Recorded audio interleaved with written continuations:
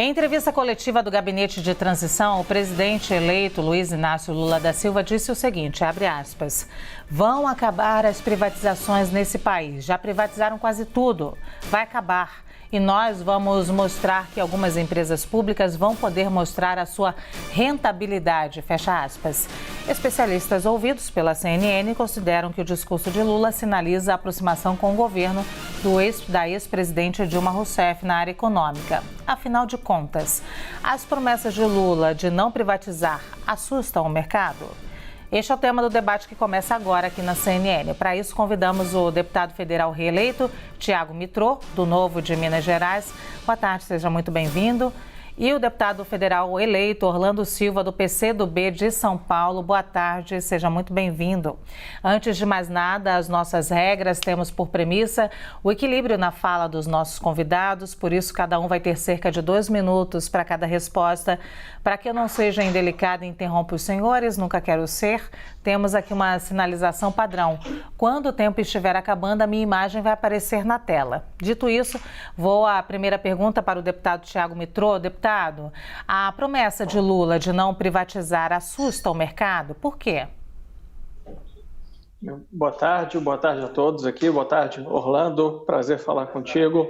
Olha, infelizmente, o que a gente está vendo dessas falas do governo do presidente eleito Lula e também pela escolha do seu ministério até agora, é que esse novo governo do PT vai estar muito mais próximo do que foi o governo da Dilma do que foi o governo do próprio presidente Lula, ainda mais distante do que foi o primeiro governo do presidente Lula, onde tiveram ali algumas sinalizações ao mercado e um esforço de entender que ele não havia sido eleito só com os votos da esquerda, mas sim de um espectro político maior. Nesta ocasião, nós vimos de novo um espectro político maior se reunindo em torno da eleição do presidente Lula, mas até agora as sinalizações são as piores possíveis, né? São ali muito voltadas para a ideologia retrógrada do PT, e nessa fala das estatais não foi novidade. Nós estamos ainda muito longe de já ter vendido tudo, né? A gente ainda tem a Petrobras pública, temos ainda os Correios, Banco do Brasil, Caixa Econômica, inúmeras estatais que já poderiam ter sido colocadas à venda no mercado, já poderiam algumas até ter sido extintas e não temos isso. Lembrando que as estatais elas causam inúmeros problemas, alguns deles estão relacionados à distorção na competição junto ao mercado e outros com aquilo que a gente viu durante os governos do PT, que são antros ali de corrupção. Vários ali dos políticos que fizeram parte do governo Lula acabaram indo parar na cadeia, inclusive o próprio presidente, por conta de desvios que foram feitos durante a gestão petista, especialmente nas estatais. Então, lamento que o presidente Lula tenha aí retomado um governo à la Dilma Rousseff, dessa mentalidade da esquerda retrógrada que praticamente aí não se disponibiliza a dialogar com o mercado. O mercado somos todos nós, a sociedade de baixa renda, é o mercado financeiro, são ali empresas internacionais, e a sinalização positiva para esse mercado é o que faz a economia girar. Obrigada. Vou repetir a pergunta ao deputado Orlando Silva. Deputado, a promessa de Lula de não privatizar assusta o mercado? Por quê? Em primeiro lugar, boa tarde, Luciana, boa tarde, o meu colega Thiago Mitrô. Não assusta o mercado, porque o mercado conhece bem Lula. Lula foi reeleito presidente da República. Não tem mistério. Todo mundo sabe que Lula é um gestor que tem responsabilidade fiscal, compromisso social, compromisso com desenvolvimento nacional, compromisso com a geração de empregos. Então, esse papo de que o mercado está inquieto, o mercado está insatisfeito, o mercado está inseguro, isso é tudo conversa de especulador. Gente que quer fazer lucros na Bolsa de Valores, especulando, projetando cenários, projetando mudança na linha de crescimento ou redução de taxa de juros, gente que se beneficia da especulação. Esse que é o fato. A declaração do presidente Lula de que está encerrada a era das privatizações, em primeiro lugar, é uma declaração legítima de um presidente da República eleito pela maioria do povo brasileiro. O Lula tem essa legitimidade. Aliás, o meu colega Thiago Mitrô, ele participou da construção de uma candidatura do partido dele, do Partido Novo, em que o discurso forte da candidatura era um discurso a favor das privatizações. O Novo é um partido que tem como características defender o Estado mínimo. E qual foi o resultado eleitoral? Houve um rechaço por parte da população brasileira. Quem votou no Lula sabe quem é o Lula. E esse papo de que tudo que é público é ruim e tudo que é privado é bom, logo, tem que privatizar tudo que puder, essa sanha de fazer uma Black Friday do Estado brasileiro, uma liquidação do Estado brasileiro, de fato, tem que acabar. Nós temos um polo público bancário que é fundamental para garantir uma estratégia de desenvolvimento nacional. Foi assim para enfrentar a crise de 2008. Se não tivéssemos um polo público bancário com capacidade de oferecer crédito e sustentar o Brasil naquele momento, a crise seria muito maior. Então, o mercado vai se acalmar, porque sabe qual é o caminho que o Lula vai trilhar. Vou fazer a segunda rodada de perguntas. Começo com o senhor ainda, deputado Orlando Silva. Uma das maiores polêmicas quando o assunto é privatização está em torno da Petrobras. O deputado Paulo Pimenta, que compõe a equipe de transição do presidente eleito, Lula, afirmou à CNN que não há possibilidade da Petrobras ser privatizada durante o novo governo. Pimenta declarou o seguinte, abre aspas, pelo contrário, queremos aumentar o nível de investimentos, reduzimos muito a capacidade de investimento na Petrobras, fecha aspas. O senhor concorda com o posicionamento do parlamentar? Com certeza. Eu não tenho a menor dúvida que a Petrobras, que é um grande patrimônio do Brasil, pode dar uma contribuição muito maior para o desenvolvimento do país. Agora, para isso, é necessário romper com essa blindagem que existe hoje na sistemática de distribuição de dividendos para os acionistas da Petrobras. Como pode o gás de cozinha, a gasolina, o óleo diesel ter o preço que tem no Brasil em função de uma política de preços completamente descolada da economia brasileira? A Petrobras, que é uma empresa pública, não cumprir nenhuma função pública no desenvolvimento das suas atividades. Eu não tenho a menor dúvida que a Petrobras é uma empresa que pode ser uma das alavancas do investimento no país. A taxa de investimento do país é pequena, é muito pequena, e a Petrobras pode ser um fator dinamizador. A cadeia produtiva de óleo e gás, ela consegue potencializar muito a geração, em várias indústrias, a geração de empregos. Então, eu acredito que o presidente Lula conhece a potência que é a Petrobras, sabe o quanto a Petrobras pode ajudar ao desenvolvimento nacional e é necessário nós termos profissionalismo na gestão da empresa, termos planos de metas que conecte a empresa com os desafios do Brasil e, desse modo, nós podemos tê-la como uma aliada, a Petrobras, uma aliada do desenvolvimento nacional. Afinal de contas, é uma empresa brasileira. Que sentido faz a Petrobras buscar resultados cada vez maiores para distribuí-los na Bolsa de Nova York? É necessário que nós tenhamos a Petrobras servindo ao interesse do Brasil, ao interesse do povo brasileiro. Que sentido faz política de preços de combustíveis ancorados em dólar? O brasileiro não recebe salário em dólar. A Petrobras opera no Brasil, para o público brasileiro, e tem que ter essa responsabilidade. Vou repetir a pergunta agora para o deputado Tiago Mitrô. Uma das maiores polêmicas quando o assunto é privatização está em torno da Petrobras. O deputado Paulo Pimenta, que compõe a equipe de transição do presidente eleito Lula, afirmou à CNN que não há possibilidade da Petrobras ser privatizada durante o novo governo. O Pimenta declarou o seguinte, abre aspas, pelo contrário, queremos aumentar o nível de investimentos. Reduzimos muito a capacidade de investimento na Petrobras, fecha aspas. O senhor concorda com o posicionamento do parlamentar?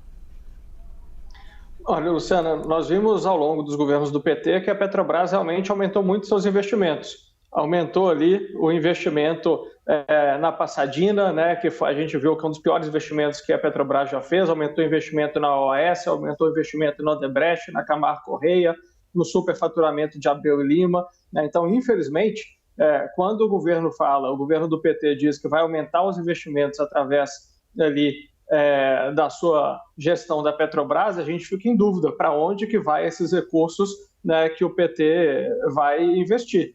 E é essa a nossa crítica a uma gestão política da Petrobras, que inclusive ontem, né, nós tivemos aí a aprovação de um projeto horroroso que acaba praticamente com a lei das estatais e que volta a incentivar a ingerência política das estatais, reduzindo a quarentena para políticos poderem assumir cargos em estatais de 36 meses para apenas um mês. Não dura nem 40 dias essa quarentena foi aprovada ontem na Câmara com o nosso voto contrário. O que vai trazer investimento para determinado setor é a abertura do mercado, é a quebra dos monopólios, é o incentivo à atração de investimentos externos, é ali a quebra do custo Brasil, redução do custo Brasil para o investidor, tanto estrangeiro quanto brasileiro, poderem ver o seu dinheiro investido em determinados setores ser produtivo e não ficar ali simplesmente tendo que pagar o chamado custo Brasil através de grandes impostos, péssima infraestrutura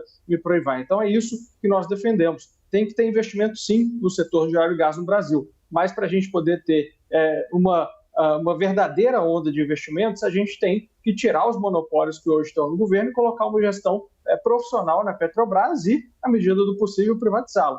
Quando for a retomada da época do PT na gestão da Petrobras, coisa boa a gente não pode ter. Vou à terceira rodada de perguntas. Continuo com o senhor, deputado Thiago Mitrô. Trago mais um elemento. Um levantamento feito pela empresa holandesa Transnational Institute indicou que, nos últimos anos, França e Alemanha reestatizaram cerca de 500 empresas. Nesse último semestre de 2022, por exemplo, o governo francês anunciou a reestatização da maior empresa de energia nuclear da Europa. Essa decisão francesa não é novidade no exterior. Esse movimento contrário ganhou ainda mais destaque com a pandemia do coronavírus, já que, sem a interferência do Estado, alguns serviços que garantem a subsistência de serviços básicos seriam prejudicados, o que agravaria ainda mais as condições sociais da população. Deputado, o Brasil está maduro o suficiente para garantir serviços de qualidade básicos como água, luz, saneamento, de maneira independente, ou seja, sem a interferência do Estado? Luciana, essa conversa de que privatização de empresas iria acabar com os serviços é o que a gente ouviu na década de 90, quando a gente teve a privatização do sistema Telebrás. Dizia que o Brasil ia ficar incomunicável, que ninguém mais ia ter acesso a um telefone. E o que a gente viu? Exatamente o contrário. A gente hoje tem aqui no Brasil mais números de telefone celular do que habitantes. Antes, o cidadão brasileiro que colocava no seu imposto de renda linha telefônica como um bem, ali que fazia parte do seu patrimônio, isso já ficou no passado, porque quando a gente privatizou o sistema Telebrás, abrimos o mercado para poder haver competição dentro do setor de telecomunicações no Brasil, a gente teve mais investimentos, queda no preço e melhoria no serviço para a população. Quando a gente teve também na década de 90 a privatização dos bancos, especialmente dos bancos estaduais, como Banespa, Benge, Banerj, tantos outros que tinham aí no Brasil, também diziam que o brasileiro ia ter a sua poupança confiscada novamente, como foi com o Collor, que não teria mais acesso a serviços bancários. E o que a gente viu, na verdade, foi a modernização do sistema bancário aqui no Brasil. E a modernização que agora, na era da tecnologia, está sendo trazida pelos fintechs, pelos bancos digitais, e não pelo Banco do Brasil e pela Caixa Econômica, que são dos bancos que oferecem os piores serviços hoje para a população. Os maiores medos que a população tem é ter que abrir uma conta no Banco do Brasil, quando aí é obrigado por algum empregador, como eu fui obrigado aqui na Câmara dos Deputados a abrir uma conta do Banco do Brasil. Por mim, eu teria só banco digital, banco privado.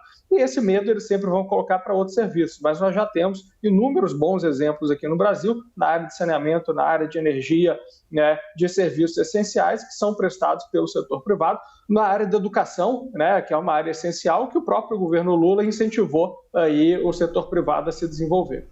Sim, obrigada, deputado. Vou repetir a pergunta agora ao deputado Orlando Silva. Um levantamento feito pela empresa holandesa Transnational Institute indicou que nos últimos anos, França e Alemanha reestatizaram cerca de 500 empresas. Nesse período, no último semestre de 2022, por exemplo, o governo francês anunciou a reestatização da maior empresa de energia nuclear da Europa. E essa decisão francesa não é novidade no exterior. Esse movimento contrário ganhou ainda mais destaque com a pandemia do coronavírus, já que, sem a interferência do Estado, alguns serviços que garantem a subsistência de serviços básicos seriam prejudicados, o que agravaria ainda mais as condições sociais da população. Deputado, a minha pergunta é: o Brasil está maduro o suficiente para garantir serviços de qualidade básicos, como água, luz e saneamento, de maneira independente, ou seja, sem a interferência do Estado? Evidentemente que não. O Brasil não tem capacidade, sem uma ação do Estado, induzindo investimentos, estimulando investimentos, construindo parcerias público-privadas, construindo alternativas de concessão. Se o Estado apenas lavar as mãos e deixar que o mercado cuide de temas essenciais, como energia, como água, nós teremos graves problemas. E quem vai sofrer? A população mais pobre. Aliás, no caso da água, do saneamento, já temos experiências práticas no Brasil, no estado de Tocantins, em Manaus, no Amazonas. Experiências negativas de privatização desses serviços. Atenção, quando se fala de água, se fala de um bem essencial para a saúde. É muito importante prestar atenção em várias experiências, no Rio de Janeiro, inclusive, em que a privatização da SEDAI repercutiu no aumento da tarifa, criando mais obstáculos para que a população mais pobre tenha acesso a esses serviços. Portanto, eu estou convencido de que o Estado, no Brasil, tem um papel essencial para estimular o atendimento de necessidades básicas da população. E é muito importante observar a tarifa. Quem é rico, Thiago Mitrô deve ser um homem rico. Quem é rico, não importa a tarifa. Paga a tarifa que tiver que pagar, mas quem é pobre, se não tiver meios para pagar aquela tarifa, fica sem o serviço.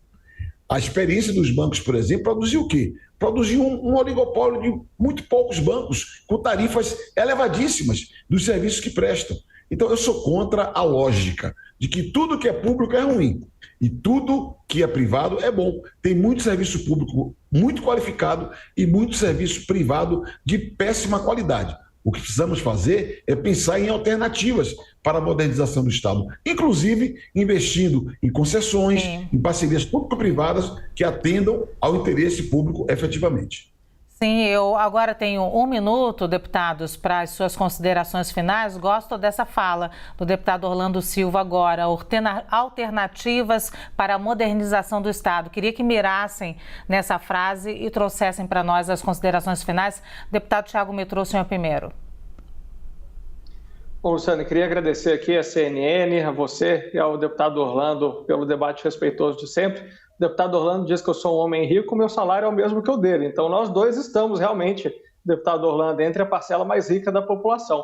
E se a gente quiser que a população de baixa renda tenha acesso a serviços públicos de qualidade, a gente precisa acabar com essa mentalidade estatizante brasileira. A gente precisa, sim, aumentar as parcerias público-privadas. A SEDAI é um péssimo exemplo de empresa pública que você abria a torneira no Rio de Janeiro e saía lama de dentro ali da torneira fornecida pela SEDAI, enquanto em Pará de Minas, pertinho de BH, nós temos ali uma excelente concessão privada que abaixou as tarifas e que universalizou o saneamento básico em Pará de Minas. São essas boas iniciativas que a gente tem que replicar pelo Brasil inteiro. Aprovamos bons marcos legais ao longo dos últimos anos e agora é torcer para o governo Lula não retroceder nesses marcos e acabar com esse preconceito que tem em relação à iniciativa privada. Sim, obrigada, deputado. Deputado Orlando Silva, suas considerações finais, 1 minuto também, mesmo horizonte. Obrigado, Luciana, pelo convite. Cumprimento meu colega Thiago Mitrô pela oportunidade da conversa. Eu estou convencido que o Brasil tem um potencial incrível de crescimento econômico, de desenvolvimento nacional. O presidente Lula está pronto, experiente, capaz para liderar, com o apoio do Congresso Nacional, um movimento que garanta a retomada do desenvolvimento do Brasil, gerando emprego, gerando renda, buscando um Estado e políticas públicas cada vez mais eficientes. E aí cabe, inclusive, alternativas. Eu fui ministro do esporte. Na época da preparação da Copa, diziam nos aeroportos, imagina na Copa. Veio a Copa e foi tudo bem. Foi um modelo de sucesso de concessão dos aeroportos. Não há que se ter dogma, há que se ter a busca do interesse público. E é nessa perspectiva que eu trabalho e que eu espero que seja o sentido do governo do presidente Lula. Pensar em quem mais precisa, pensar no povo pobre, pensar na eficiência da gestão pública, na efetividade de políticas públicas. Isso vai exigir no tempo presente criatividade e muita ousadia. Eu quero agradecer, então, a participação dos dois deputados, Thiago Mitrô e deputado Orlando Silva, por estarem aqui nesse debate respeitoso e bastante rico, inclusive. Obrigada.